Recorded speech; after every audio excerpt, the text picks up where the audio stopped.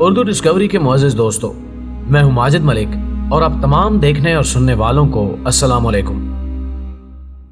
ناظرین گرامی، کیا ماضی کا انسان اپنی آج کی اس نسل سے زیادہ صاحب نظر اور ذہین تھا،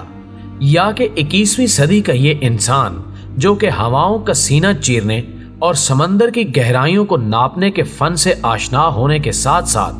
زمین کی انتہاؤں میں دفن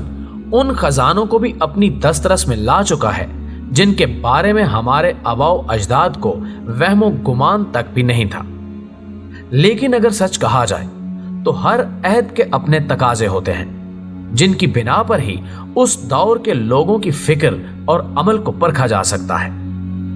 اس میں کوئی شک نہیں کہ ماضی میں ہمارے بزرگ نہ تو ہواؤں میں پرواز کرنے کی صلاحیت سے واقف تھے اور نہ ہی تہہ آب بسنے والی مخلوقات سے آشنا،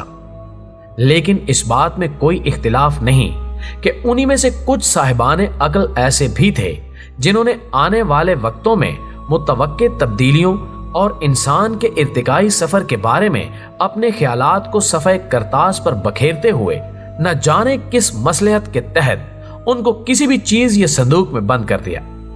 یہی نہیں بلکہ انہی صندوقوں جن کو آج کا انسان ٹائم کیپسولز کا نام دیتا ہے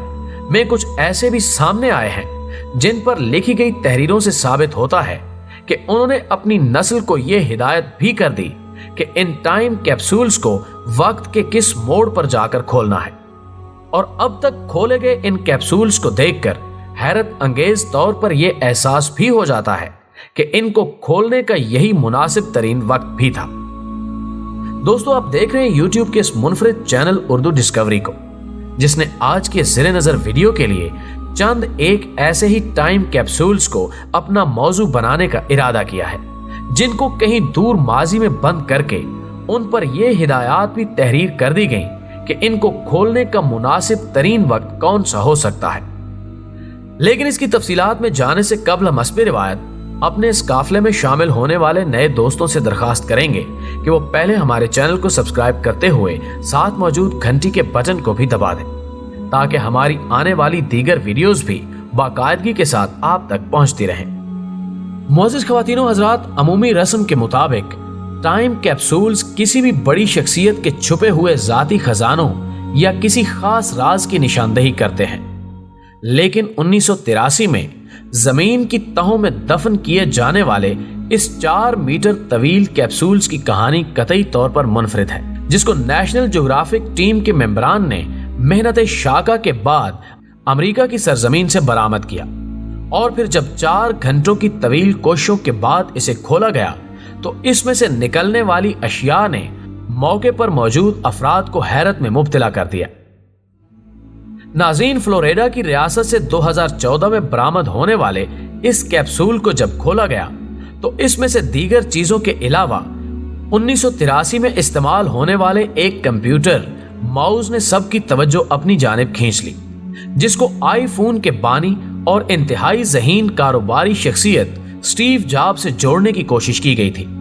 جس کو ایک انتہائی قیمتی اثاثہ تسلیم کرتے ہوئے امریکہ کے ایک معروف میوزیم کی زینت بنا دیا گیا،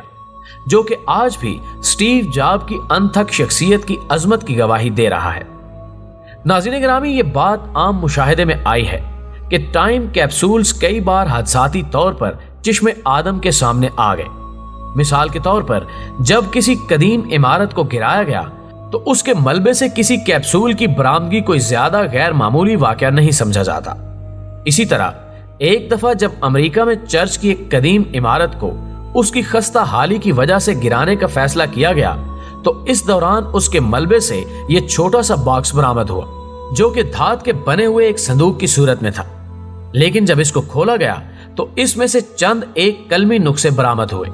جن کو پڑھنے کے بعد اندازہ ہوتا تھا کہ ان کو لکھنے والا دراصل ماضی کا اسی چرچ میں رہنے والا ایک پادری تھا۔ اس کیپسول سے نہ صرف اس دور کے اخبارات، سکے اور تحریریں برآمد ہوئیں بلکہ ان میں کپڑوں کے کچھ ٹکڑے بھی شامل تھے جو کہ تقریباً 1 صدی سے کچھ ہی کم عرصے بعد ایک دفعہ پھر انسانی نگاہ کی زد میں آئے تھے۔ لیکن ناظرین، اس سے برآمد ہونے والی انتہائی اہم چیز वो कलमी नुस्खे थे जिनको उस पादरी ने अपने हाथों से लिखकर उनमें आने वाले जमानों के बारे में कई राज भी बंद कर दिए थे, जिनकी सच्चाई की गवाही एक सदी के बाद का दौर दे रहा था। नाज़रीन मोहतरम, जरा इस टाइम कैप्सूल की तफसीलात भी जान लीजिए, जो कि अमेरिका की एक इंतहाई अहम इमारत स्टेट हाउस से उस वक्त बरामद हुआ जब उसमें वाटर सप्लाई की बहाली के लिए चंद मजदूर अपना काम कर रहे थे कि उन्हें दीवार की खुदाई के दौरान ये कैप्सूल मिला, जो कि एक संदूक में बंद था। और जब इसको माहिरीन के सामने लाया गया तो इसके खुलने के बाद ये इंकिशाफ हुआ कि इसे 1795 में इस इमारत में दफन किया गया था, जिसमें से इंतहाई अहम और यादगार तहरीरें मिली, जो कि अमेरिका के आने वाले इनकलाब की नकीब कही जा सकती हैं। ये संदूक, जिसका वजन 5 किलोग्राम तक बताया जाता है, को खोलने के लिए इंतहाई एहतियात से काम लिया गया, मुबादा के इसमें मौजूद अशिया कहीं जाया न हो जाए। और फिर खुलने पर इसमें से कई सौ की मिकदार में उस दौर के सोने के सिक्के भी बरामद हुए, जो कि 1652 से लेकर 1855 तक रायजुल वक्त रहे। इसके अलावा इसमें उस अहद के चंद एक अखबारात भी मौजूद थे, लेकिन इसमें सबसे अहम दस्तावेजात वो तहरीरें थीं जो कि अमरीकी मुस्तकबिल की निशानदेही कर रही थीं। इस संदूक को भी माजी के अहम असासे के तौर पर म्यूजियम में मुंतकिल कर दिया गया। नाज़रीन गिरामी, अगर आपको कभी कोलंबिया जाने का इत्तेफाक हो तो वहां पर मौजूद एक पार्क के दाखिली रास्ते में एक बड़ा पत्थर नस्ब है, जिस पर उस पार्क के बारे में इख्तिसार के साथ मालूमात दर्ज हैं। लेकिन चंद साल पहले जब इसकी तौसी के पेश नजर इस पत्थर को वहां से उखाड़ा गया तो इसके नीचे से एक टाइम कैप्सूल बरामद हुआ, जो कि लोहे के एक संदूक की सूरत में मौजूद था। और फिर जब इसको एक तारीखी असासे की सूरत खोलने की कोशिश की गई तो इसमें से एक अखबार बरामद हुआ, जो कि 1930 में छपा था, जबकि इसके अलावा इसमें कोई और चीज मौजूद ना थी। और जब उस अखबार को पढ़ा गया तो उसमें भी आम खबरों के अलावा कोई और खास बात मालूम ना हो सकी, लेकिन माहिरीन ने इसे गैर अहम तस्लीम करने से इनकार कर दिया। और अब तक वो इस पर तहकीक में मसरूफ हैं कि आखिर उस अखबार में ऐसी कौन सी अहम बात मौजूद थी जिसके पेशे नजर उसको इस कदर संभाल कर यहां दफन कर दिया गया। नाज़रीन गिरामी, अब तक तारीख में जितने भी टाइम कैप्सूल्स का जिक्र मिलता है वो आम तौर पर लकड़ी या लोहे के संदूकों की सूरत हादसाती तौर पर बरामद हुए। लेकिन अब की बार हम जिस मुनफरिद कैप्सूल का जिक्र अपने नाज़रीन के सामने रखने वाले हैं वो अपनी तर्ज का एक मुनफरिद कैप्सूल है, जो कि किसी संदूक की शक्ल में नहीं बल्कि पूरे एक कमरे की सूरत दरियाफ्त हुआ। इसके बारे में कहा जाता है कि 1930 की दहाई में यूरोप की एक फैमिली ने जूतों की तिजारत के लिए एक ऐसी दुकान खरीदी जिसमें पहले से ही शूज का कारोबार किया जाता था। लेकिन जब इसके नए मालिक ने इसको अपनी मर्जी के मुताबिक नए सिरे से तामीर करने का फैसला किया तो इसके फर्श के एक कोने पर एक सुराख को देखकर गुमान गुजरा कि शायद इससे नीचे भी ज़ेरे जमीन कोई कमरा मौजूद है, जिस पर उसने जब फर्श के इस हिस्से की खुदाई करवाई तो वहां से ज़ेरे जमीन जाती हुई सीढ़ियों का एक सिलसिला मिला, जो कि एक कमरे की रहनुमाई कर रही थी। और जब उन्होंने उसमें उतर कर देखा तो उस कमरे में भी लातादाद जूतों के जोड़े करीने से रखे हुए दिखाई दिए,